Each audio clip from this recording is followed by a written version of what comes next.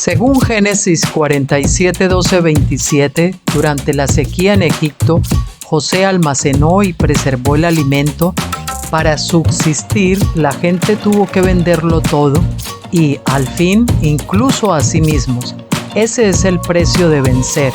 Así es en este tiempo del fin, donde conseguir el alimento para entrar al reino y conquistar nuestra tierra, que es Cristo, formado en nosotros, nos costará renunciar a todo, incluso a nuestra propia vida.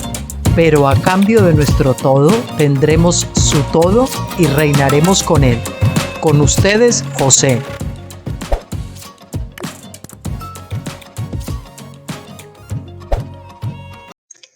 Muy buenas tardes a todos, queridos amigos y hermanos. Bienvenidos a Graneros de José, de nuevo con ustedes.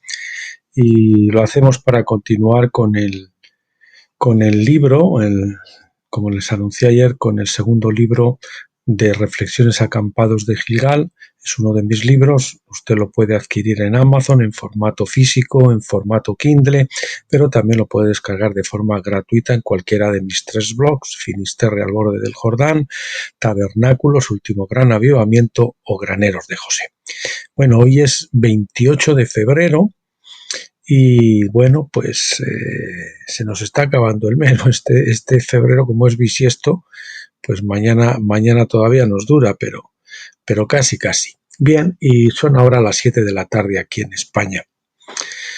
Comencemos entonces, sin más demora, sin más dilación.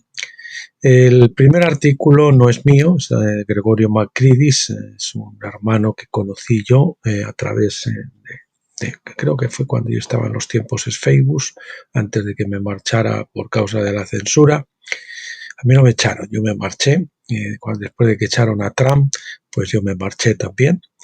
Y bueno, pues a este hombre nos conocimos y después pues hicimos un viaje a República Dominicana.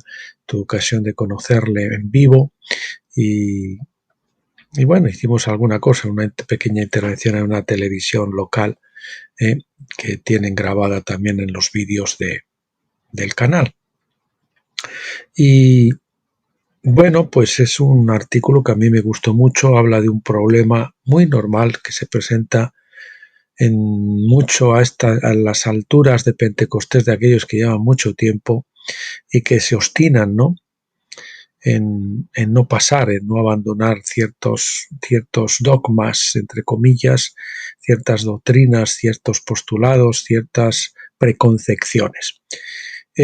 Obstinación se titula Obstinación, vaca sagrada de la religiosidad y el egocentrismo.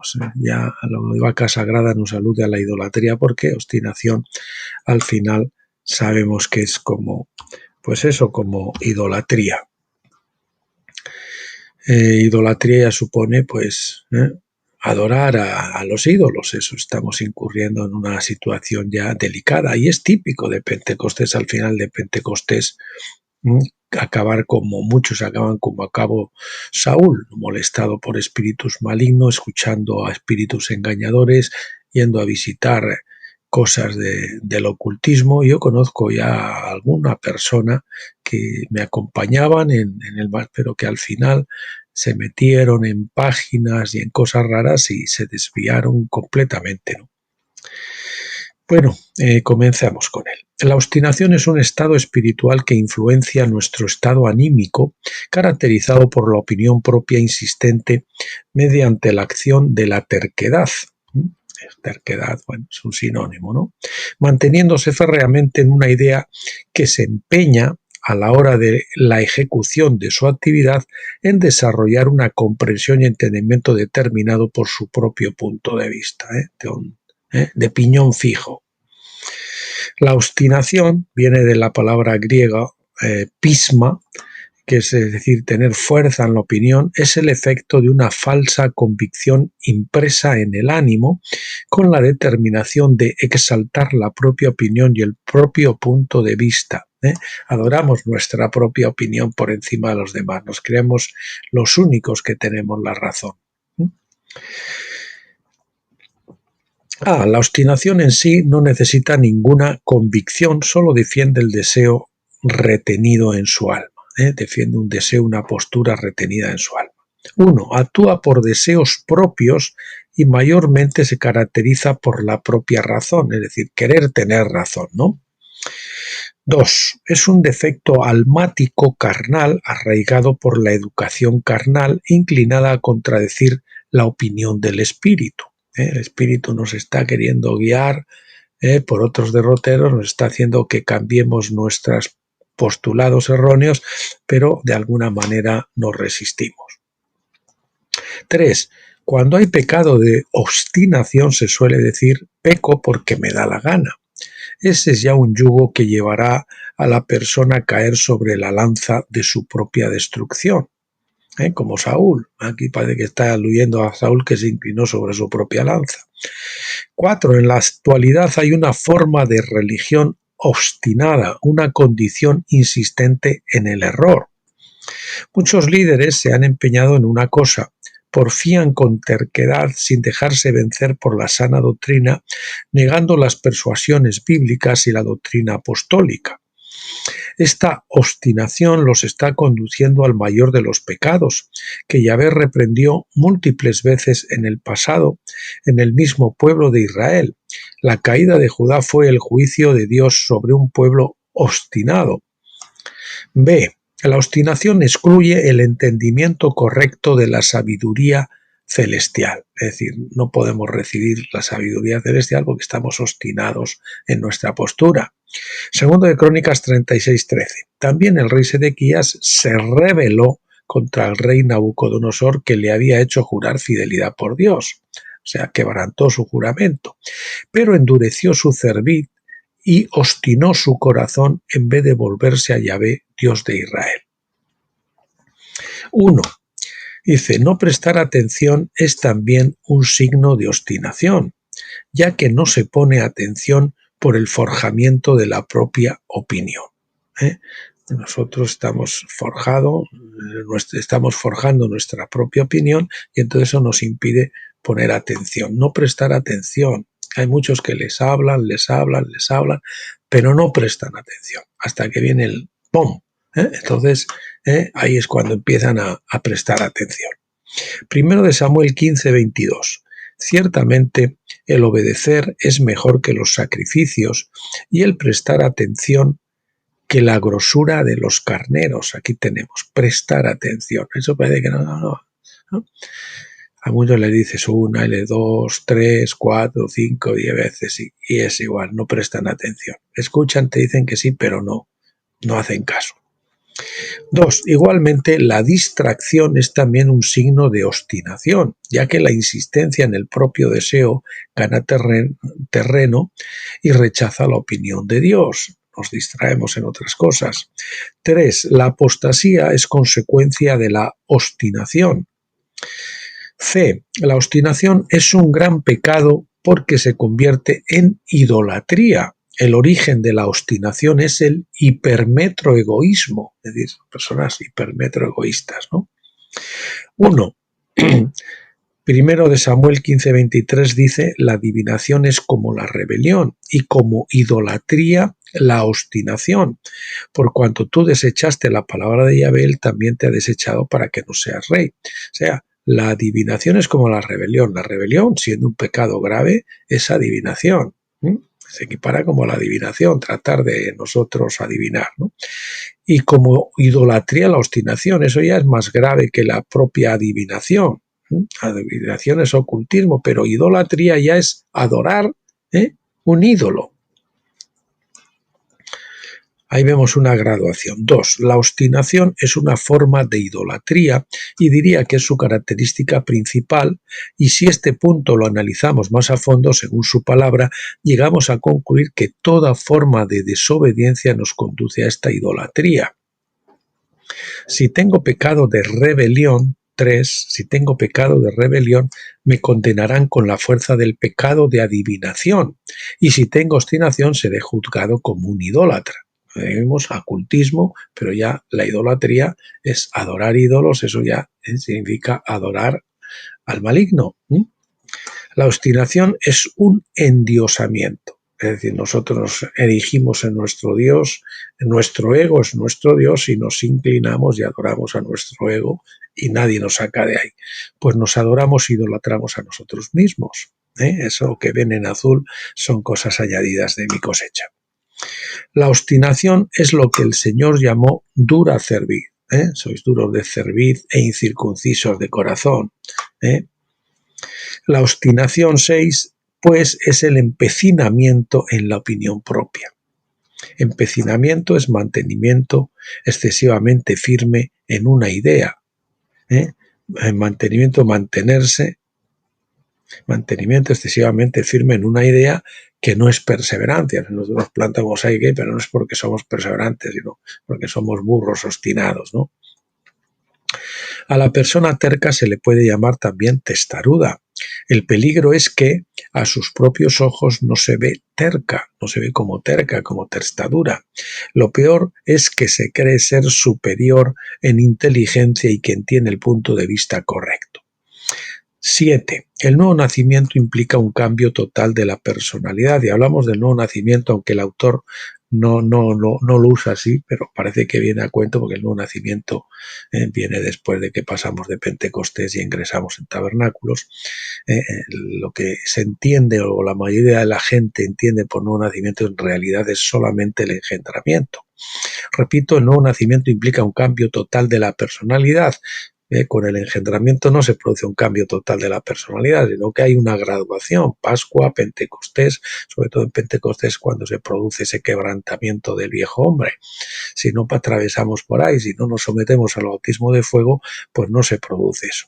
Y la terquedad es una de las características de la que deberíamos despojarnos al comienzo de la nueva vida. Yo pongo al cruzar el Jordán. Ahí es donde viene la verdadera vida, no al comienzo. La terquedad no se elimina tan fácilmente. 8. Este tipo de egolatría es adorar nuestro propio ego, nuestro propio yo, impide la entrada en la bendición de la nueva creación. Por eso hay que morir al ego, a la carne, al yo, en el Jordán.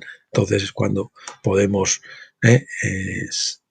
nacer de nuevo y la nueva creación empieza a crecer en nosotros.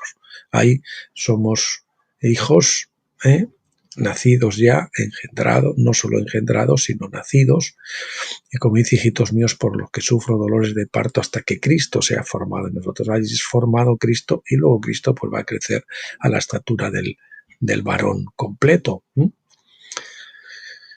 Dice, porque te hace amante de tu carácter, de tu opinión y de tu propio punto de vista, ofreciéndote andar en una falsa paz y envanecimiento. Deuteronomio 29:19 dice, y sucederá que cuando él oiga las palabras de esta maldición, se envanecerá diciendo, tendré paz aunque ande en la terquedad de mi corazón. Haciéndote creer que tus argumentos son más inteligentes, más superiores que los de los demás y más justos. Deuteronomio 9:6 dice, comprende pues que no es por tu justicia que Yahvé tu Dios te da esta buena tierra para poseerla, pues eres un pueblo obstinado. El pueblo de Israel en el desierto fue obstinado. 9. El peligro de esta egolatría llamada obstinación esconde el siguiente peligrosísimo defecto almático carnal. Ignorantes de sus hechos, no entienden, hay inconsciencia, falta entendimiento, hay una inconsciencia. Jeremías 8:6, han hablado lo que no es recto, ninguno se arrepiente de su maldad diciendo, ¿qué he hecho? Cada cual vuelve a su carrera como caballo que arremete en la batalla. No tienen la capacidad de oír la palabra de Dios por medio de sus enviados, ya que sus mentes oyen únicamente su propia opinión. Segunda de Crónicas 24:19, no obstante, él les envió profetas para hacerlos volver a Yahvé, y aunque estos dieron testimonio contra ellos, ellos no se escucharon. Así les ocurre a los vencedores que predican la nueva cosa que el Señor está trayendo, que dicen a la gente el verdadero mensaje de Dios, pero son rechazados en sus congregaciones y al final pues tienen que salir. O los echan o tienen que salir. En mi caso tuve que salir porque fue el tiempo de Dios para salir. Yo ya estaba desde hace tiempo sabiendo, y de hecho me adelanté y el Señor me hizo regresar y estar un año más a cumplir el tiempo que él tenía previsto. Bien, la vida obstinada realiza sus propios planes, no los planes de Dios. Se apoya en su propia prudencia. Isaías 31, ay de los hijos rebeldes, declara Yahvé, que ejecutan planes pero no los míos, y hacen alianza pero no según mi espíritu, para añadir pecado sobre pecado. 10. La terquedad es una actitud que se opone a la voluntad de Dios, y es por eso que el Padre Celestial rechaza y condena tal defecto de la personalidad humana. Esta actitud tan agria trae consecuencias funestas. Como dice Oseas 4:16, puesto que Israel es terco como una novilla indómita, los pastoreará ahora Yahvé como a un cordero en campo espacioso. Jeremías 19:15, así dice Yahvé de los ejércitos, el Dios de Israel. He aquí, voy a traer sobre esta ciudad y sobre todas sus aldeas la calamidad que he declarado contra ella, porque han endurecido su cerviz para no escuchar mis palabras. 11. El icono de la terquedad en la Biblia lo encontramos en el faraón, el personaje nefasto de Éxodo, quien fue rebelde a la palabra de Dios. En cuanto a esto, su obstinación fue tan grande que sufrió 10 plagas e incluso la muerte de su hijo mayor. ¿Qué habría pasado si este hombre hubiese obedecido a la primera plaga? Simplemente él y la nación habrían escapado de tantas calamidades que vinieron sobre ellos. ¿Cuántas plagas necesitó este hombre para obedecer? Fueron muchas, pero incluso hasta el último momento se mantuvo en su posición, persiguió a los israelitas y perdió por ahogamiento en el Mar Rojo a un ejército completo. La obstinación es tan peligrosa que aunque te conduce a la misma destrucción y tus ojos ven que algo no anda bien, o sea, tú sientes que algo no está bien. Estás en una tribulación tras tribulación, las cosas no acaban de marchar, no acaban de encajar, ves que te vas rozando el pie contra el muro como Balaam por ir por los lugares que no tienes que ir, y a pesar de que ves al ángel de tal que te dice, tú te ensañas con el mensajero, en este caso el burro, y bueno, pues los vencedores en este caso son los burros a los que golpean aquellos que se empeñan en ir por el camino de destrucción. La obstinación es tan peligrosa que aunque te conduce a la misma destrucción y tus ojos ven que algo no anda bien, aún así no puedes frenarla, porque la carne busca su propia victoria a pesar de su destrucción. Porque ésta no entiende, solo actúa por ella misma. En estos momentos incluso podemos estar atravesando una situación penosa porque no renunciamos a nuestro punto de vista y a nuestra forma de introducir las cosas. Esto es lo que estábamos diciendo, estamos estar atravesando una situación penosa,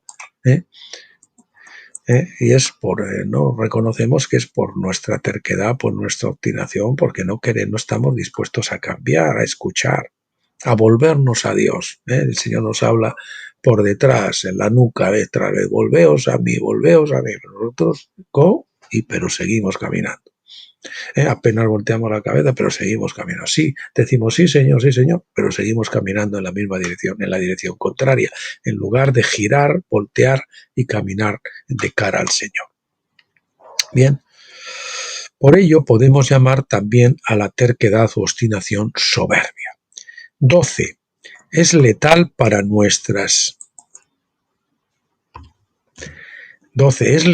nuestras relaciones interpersonales. Posiblemente has dejado de tener tratos con amigos o no cruzas palabras con algunos familiares por causa de tu manera obstinada. Me refiero incluso al modo de hablar sobre Cristo, que en realidad y en el fondo es una forma de manifestar tu propia obstinación camuflada. Filipenses 1:15, algunos a la verdad predican a Cristo por envidia y rivalidad. Tu obstinación ha levantado muros infranqueables que solo se pueden derribar con el cincel de la humildad, llevando tu obstinación al sacrificio en holocausto, llevando tus pensamientos cautivos a la obediencia a Cristo. Te aseguro que esto agradará a Dios y verás mucho fruto. 13. La obstinación es tratada en la Biblia como un acto de desobediencia a la voluntad de Dios. Por eso se equipara al pecado de idolatría. Así, el terco es como el idólatra. Todo lo que se concede, no estando en su voluntad, es idolatría. Todo lo que se permite o se concede, no estando en su voluntad, es idolatría. Debería usted pensar sobre este asunto y hurgar en su propia personalidad. Salmo 32, 8 a 9 dice: Yahvé dice, mis ojos están puestos en ti, no te daré instrucciones, te daré consejos, te enseñaré el camino que debes seguir.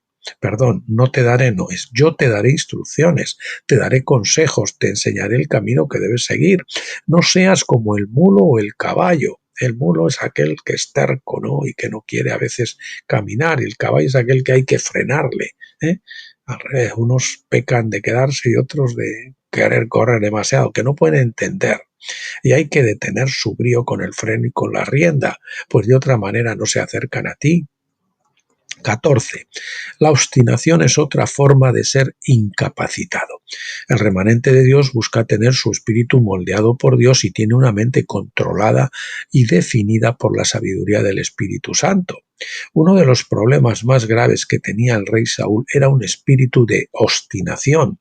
Dios le dijo: mata y destruye a todo ser viviente que hay en la ciudad de los amalecitas, pero el espíritu de obstinación le tenía cegado y no le dejó obedecer.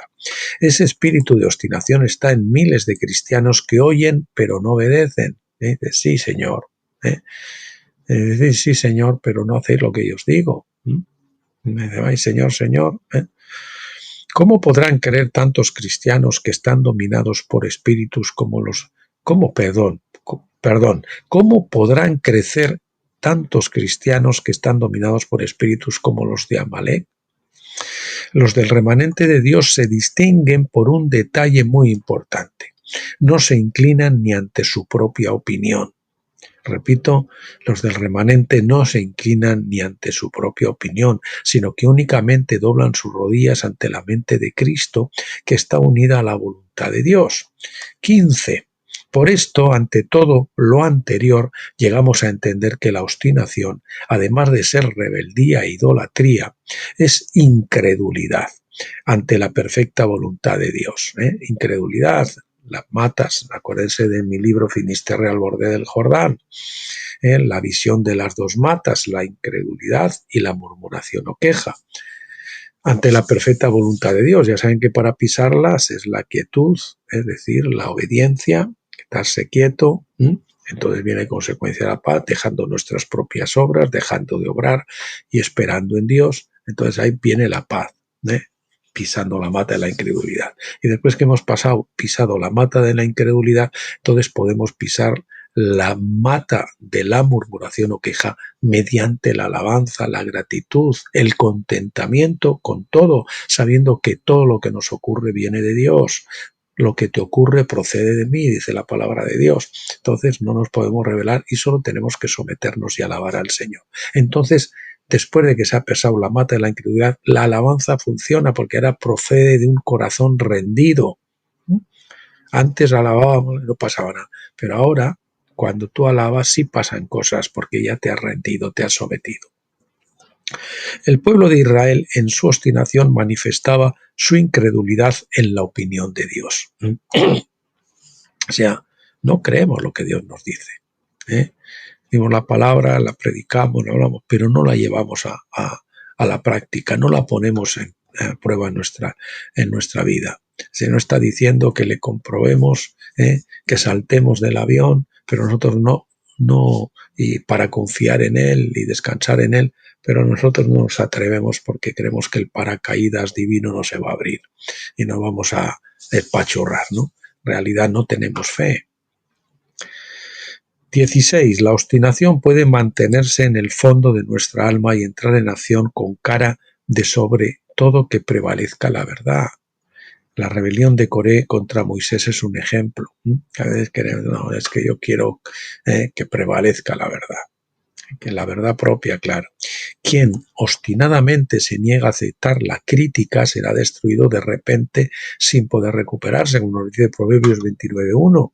El hombre que después de mucha reprensión endurece la cerviz, de repente será quebrantado sin remedio. Señor, espera y una y otra, es muy paciente, pero llega una vez que ya hemos cruzado la línea de no retorno y después se levanta la mano de justicia del Señor, y esa ya no se puede detener, amigo. Y el quebrantamiento que viene suele ser muy doloroso.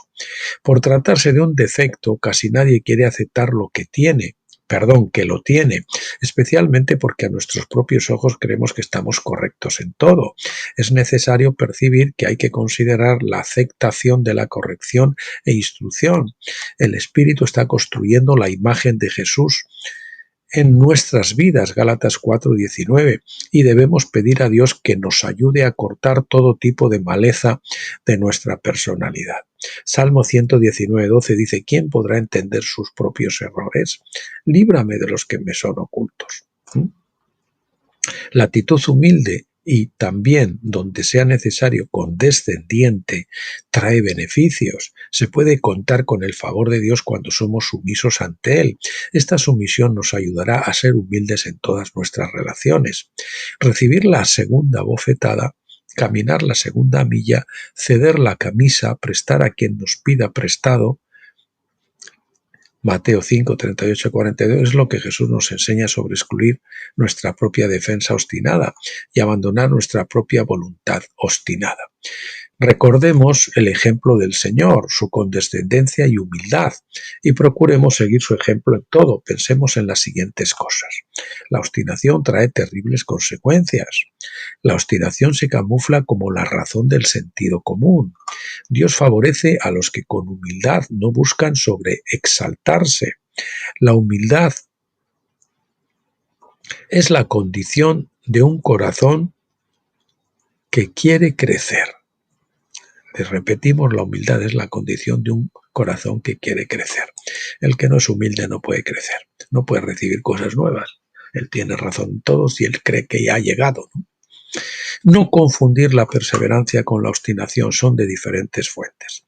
Bueno, este fue un estudio, como les dije, del Ministerio Filadelfia de Gregorio Macrices en la República Dominicana, en Santo Domingo, el día 28 de febrero de 2016.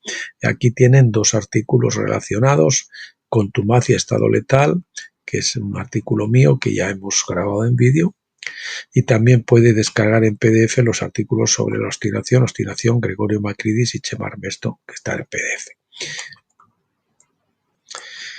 Bueno, pues continuamos ahora con el siguiente artículo, que se titula Tiempos de alineación o conjunción, de mi autoría.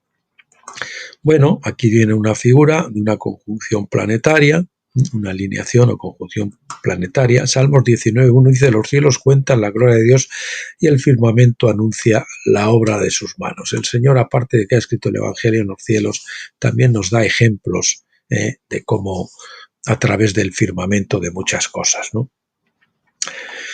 Bueno, el artículo dice así: creo que fue anteayer cuando nuestro hermano amigo colombiano Mauricio nos compartía un sentir, una palabra que creía que el Señor estaba trayendo a su mente: alinearse.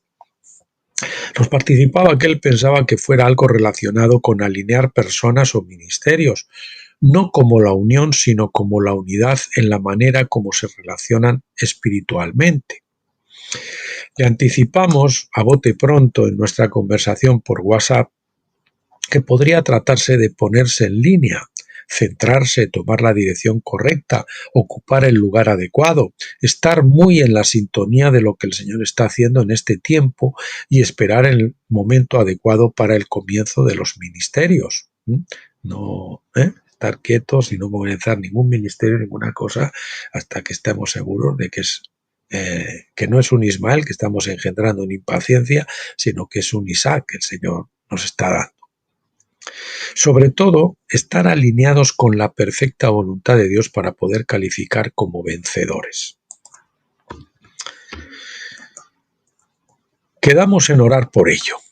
Esta mañana, el siguiente día, en el paseo que aprovechamos para la comunión con el Señor, cuando orábamos por este hermano y por lo del alineamiento, le preguntabas al Señor, Señor, ¿qué quieres? ¿Algo más me dices para este hermano sobre el alineamiento? El Señor nos traía a consideración la imagen que ayer ya se nos anticipaba de una conjunción o alineación planetaria. Al regresar a casa buscamos en internet algo al respecto y aquí les mostramos unas fotografías que el buscador de Google nos proporcionó al solicitar las imágenes de una conjunción planetaria con relación al Sol. Estas imágenes son tan explícitas que casi sobran las palabras. Aquí tiene un enlace, una conjunción, ya ven, alineación en diferentes órbitas y aquí hay 3 que coinciden pues en una alineación planetaria. Más, ¿no? Aquí tienen otra, Júpiter, Marte, Saturno, Venus, Mercurio, que estaban alineados en el cielo. Otro más aquí lo tienen. Aquí otra donde nos dice, tenemos el Sol, una conjunción superior, del Sol con una conjunción superior y del Sol con una conjunción inferior. Lo de la elongación no se lo puedo explicar porque no lo he mirado y no lo entiendo. Ahora mismo no recuerdo lo que es eso. Entendemos que en la alineación o conjunción cada cual está en su órbita, es decir, cada uno tenemos que estar en nuestra propia órbita, que es el ministerio el que Dios nos ha dado, la competencia, el plan de Dios para cada una de nuestras vidas, pero alineados los unos con los otros por arriba y por abajo. No estamos solos, estamos en un cuerpo y tenemos que buscar nuestras conjunciones superiores y nuestras conjunciones inferiores. Como en la última imagen, esta que acabamos de ver, conjunción inferior y conjunción superior, en la que se nos muestra una conjunción superior y otra inferior. Esto parece ser algo más fuerte y profundo que el solamente girar independientes alrededor del Sol, que sería el Señor, por libres alrededor del Señor. Alrededor del Sol, que en este caso sería Cristo. Al igual que la Luna no puede estar en armonía con el Sol aparte de la Tierra, es decir, que ha de girar con la Tierra alrededor del Sol sin poder abandonar la órbita de la Tierra. Esto es algo que el Señor me mostró a mí, ¿no? La Luna es un satélite de la Tierra y ella tiene que girar con la Tierra. Y a la vez la Tierra gira alrededor del Sol. Es decir, la Luna no podría girar. No, yo voy a girar alrededor del Sol, pero me voy a olvidar de la Tierra. No, está sujeta a la Tierra. Así, este es el ejemplo que el Señor me daba, que creo que lo vamos a ver más abajo, para el matrimonio. La esposa gira alrededor, digamos, de su esposo, está ahí sujeta, su marido, por lo menos en el matrimonio tipo Agar, por el que hay que pasar obviamente antes de que poder llegar al matrimonio tipo Sara, que es el matrimonio donde ambos cónyuges han madurado y han llegado a un acuerdo y están unidos y toman las cosas, uno es el doble testigo del otro, ambos están conectados al Señor. Entonces ahí ya no es necesaria la autoría, pero hasta que se produce ese matrimonio tipo Sara, en el matrimonio tipo Agar, que también es bíblico, la mujer debe estar en sujeción. La luna sujeción a la tierra y ambos girando alrededor del Sol, que sería Cristo. Esta imagen de la luna, la tierra y el sol nos la dio el Espíritu para el matrimonio. Hace tiempo, al igual que la luna no puede orbitar el sol al margen de la tierra, la mujer no puede seguir a Cristo sin, a su vez y primeramente, orbitar a su esposo, girando alrededor de su esposo y juntos girando alrededor del sol.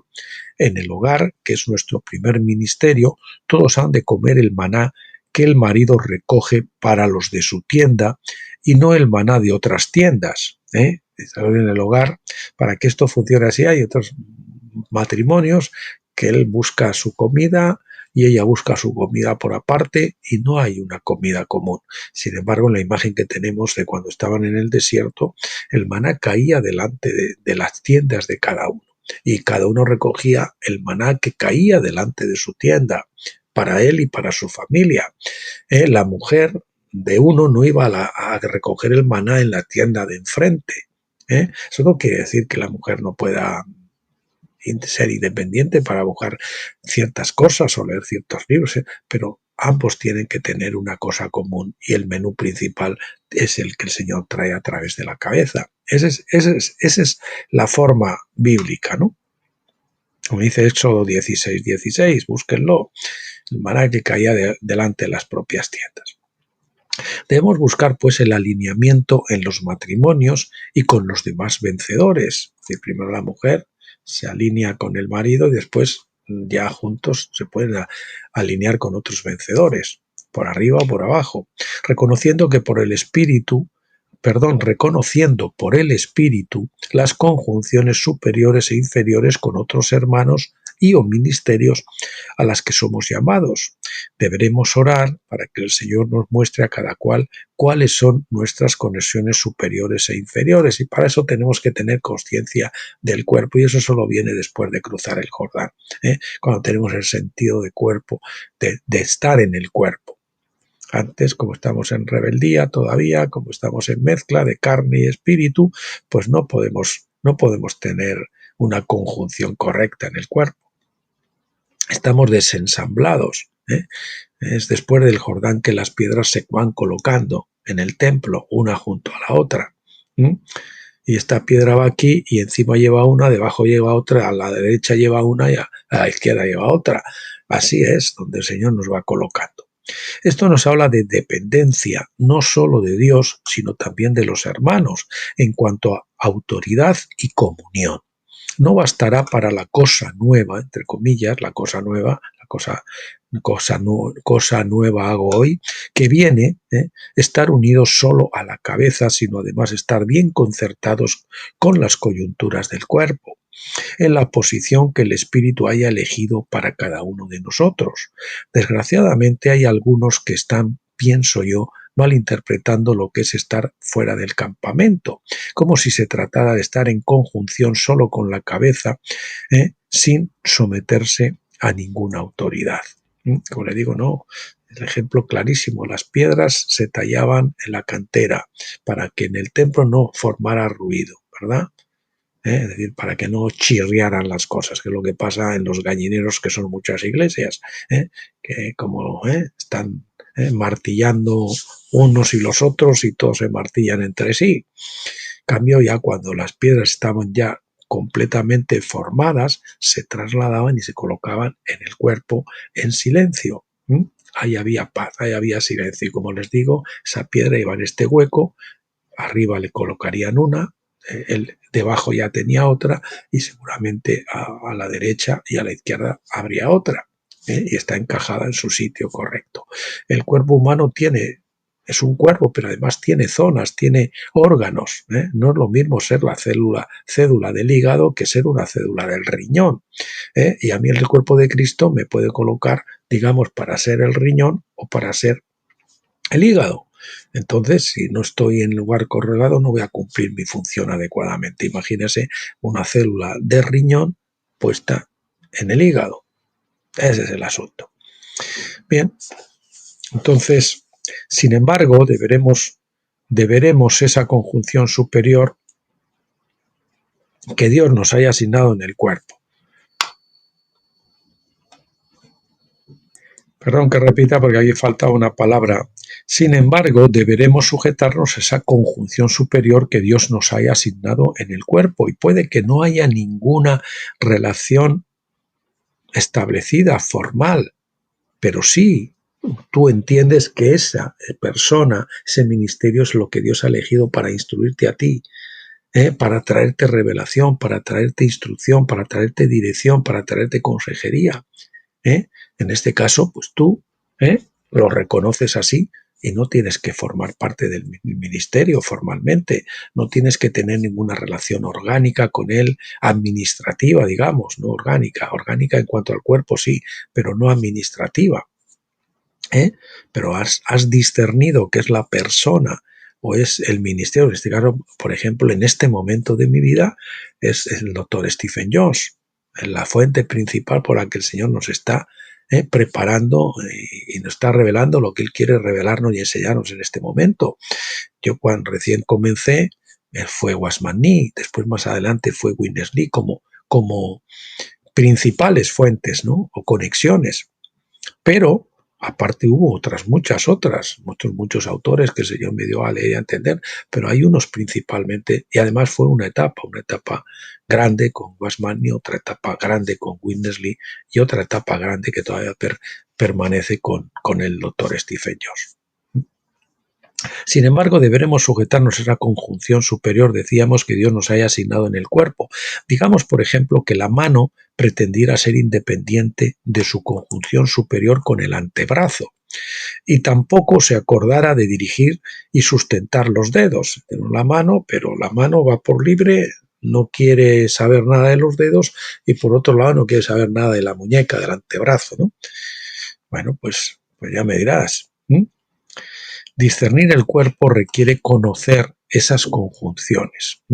Esas conjunciones inferiores son también las personas que después que nosotros estamos colocados debajo de esa conjunción superior, que es lo principal, entonces el Señor, si estamos bien, va a traer por debajo otras conjunciones con nosotros a los que el Señor nos va a usar a nosotros para transmitir, para educar, para dirigir, para enseñar. Creo que tal vez está llegando el momento en que las piedras del templo que han estado labrándose en secreto se ensamblen, es decir, salgan de Pentecostés y se ensamblen en el cuerpo perfectamente, que es tabernáculos. Ese momento es el tiempo de que el ejército de huesos secos se entreteja por los tendones y las coyunturas para que pueda ser vestido de carne y piel y así el Espíritu pueda soplar sobre ellos, como nos enseña Ezequiel 37, ¿verdad? Y aquí viene una palabra de confirmación que dice lo siguiente: la palabra justicia, rectitud, es realmente la disciplina de la ley, no religión, e implica posicionarse correctamente. Posición. Ser recto significa estar alineado con la autoridad. Autoridad arriba, yo estoy alineado con esa autoridad correctamente. Estar en la posición correcta con la autoridad, tener la confraternidad correcta con la autoridad, estar en la relación correcta con la autoridad, estar en alineación legal o lícita y estar en la posición correcta con la ley o regulación, es decir, los principios, y cumplir los requisitos de la autoridad. Es, en esencia, rectitud, la palabra rectitud describe la conservación de la relación correctamente alineada, con una autoridad directiva para calificar para el derecho de recibir los privilegios gubernamentales. Si no, usted no está correctamente posicionado, Dios no le va a dar ningún área de gobierno a usted. De ahí que Jesús acentúe el reino y la necesidad de ser justos para que a usted le puedan ser todas las cosas añadidas, Mateo 6:33. Esta promesa incluye todas sus necesidades físicas, todas sus necesidades sociales, todas sus necesidades emocionales, todas sus necesidades psicológicas, todas sus necesidades financieras y todas sus necesidades de seguridad, así como su necesidad por el autosignificado y un sentido de estima y propósito. El secreto para una vida repleta y cumplida es el descubrimiento, comprensión y aplicación del reino de los cielos en la tierra. La religión aplaza el reino para una experiencia futura, pero usted debe recordar que no puede apropiarse de lo que usted aplaza.